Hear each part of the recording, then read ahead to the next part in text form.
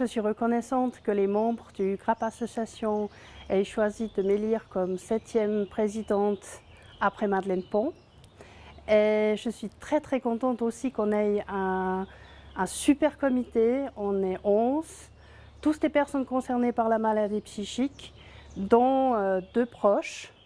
Et c'est une chouette équipe qui me paraît solide, très compétente, inventive, créative, engagée.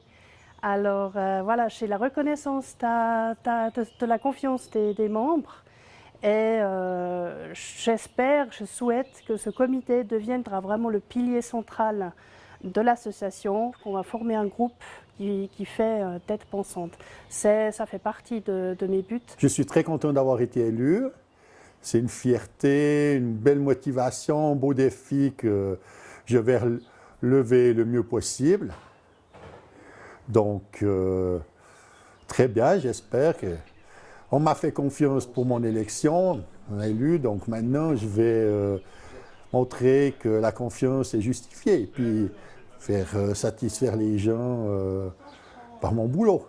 Pour moi, c'est important de faire partie du GRAP Association, d'abord parce que j'aime m'engager dans les activités que je fais aussi. Et le but que défend le GRAP Association est un but qui me tient à cœur, la défense de personnes qui en ont besoin, les soutenir en cas de coup dur, les aider, tout ça. Parce que moi-même, je suis fragile psychiquement, mais grâce à un travail sur moi-même, je vais déjà beaucoup mieux.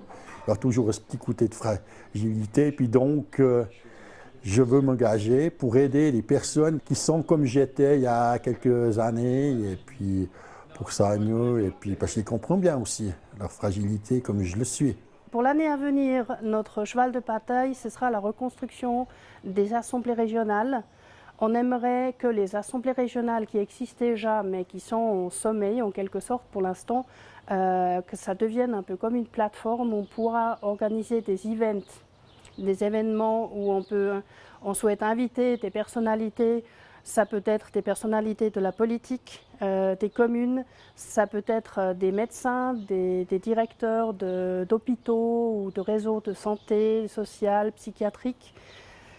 Ça peut être des personnes qui travaillent dans des foyers. Et l'idée, c'est qu'on fasse un peu comme un travail de sensibilisation mutuelle et qu'on crée des événements. Ces plateformes, ce serait dédié à toute personne qui s'intéresse à la santé mentale. Ça peut être, bien sûr, les personnes qui sont concernées par la maladie psychique directement, qui la vivent. Ça peut être leurs proches.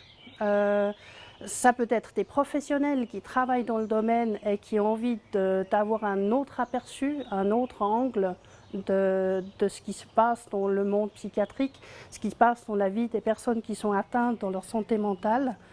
En fait, à tout le monde, il n'y a pas de fermeture. C'est très ouvert.